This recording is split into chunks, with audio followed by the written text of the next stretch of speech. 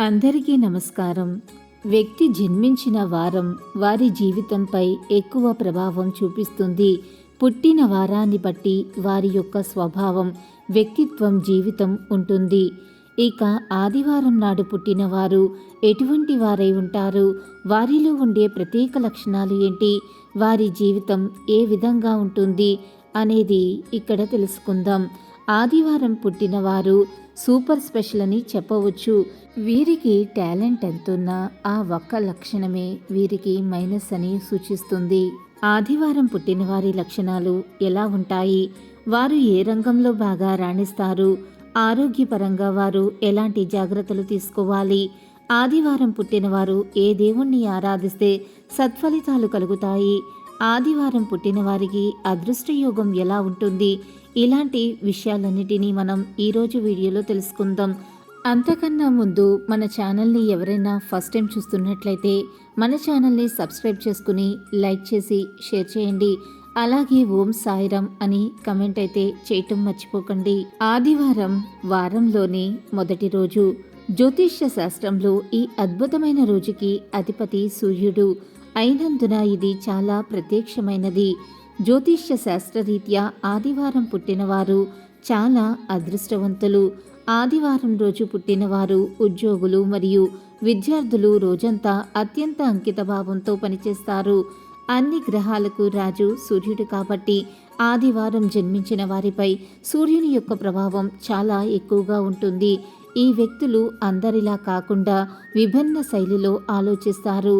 అలాగే వారు ప్రభావశీలులు, సానుకూల ఆలోచనలు కలిగిన వారు, ప్రసిద్ధులు, నాయకత్వం, కష్టపడి పనిచేసేవారుగా ఉంటారు.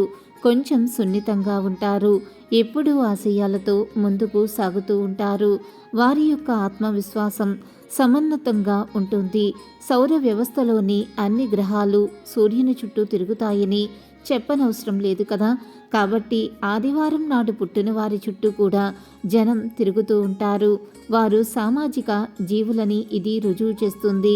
అయితే వారి స్నేహాన్ని ఆధిపత్యం చేయటానికి ఎక్కువ ఇష్టపడతారు.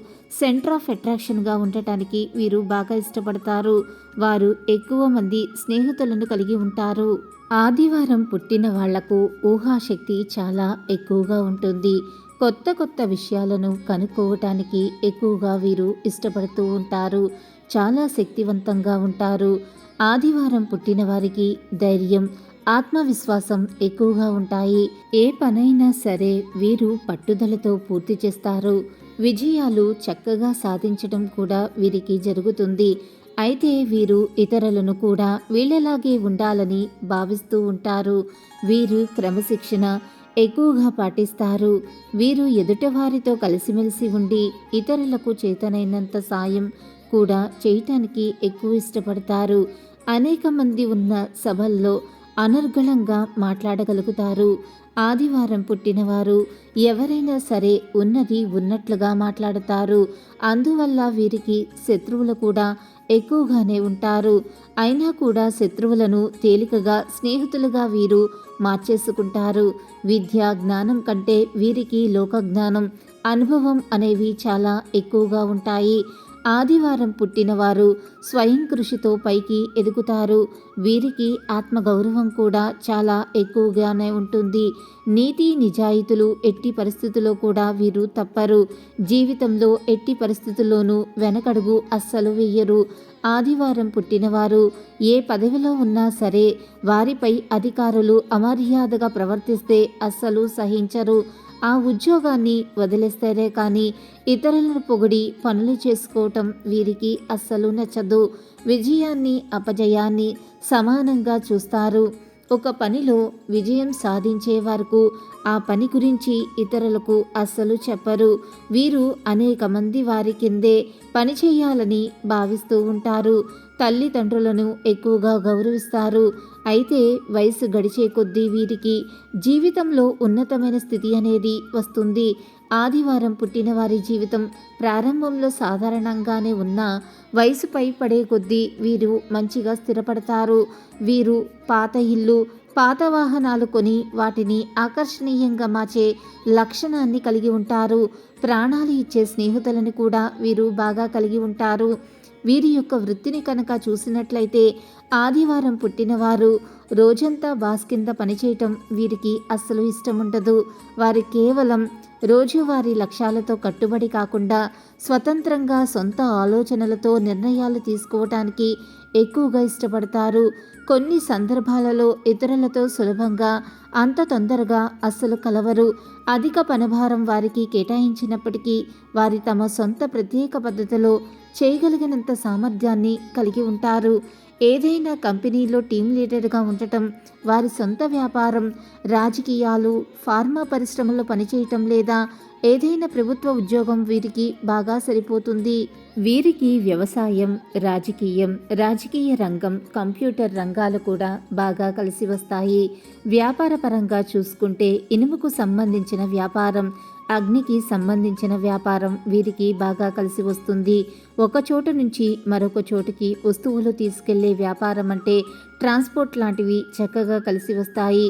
వీరికి ఎగుమతి, దిగుమతి వ్యాపారాలు కూడా బాగా కలిసి వచ్చే రంగాలు. వీరి యొక్క ప్రేమ జీవితం చూసుకున్నట్లయితే ఆదివారం పుట్టినవారు ఎక్కువగా వ్యక్తులను అనుమానించే అలవాటును కలిగి ఉంటారు. ఇది స్నేహితులు మరియు కుటుంబ సభ్యులతో వారి సంబంధాన్ని ప్రభావితం చేస్తుంది. కోపంగా ఉండటం కూడా వారికి ఉండే సహజ లక్షణం. ఎక్కువగా గుంపుల్లో అస్సలు ఉండరు.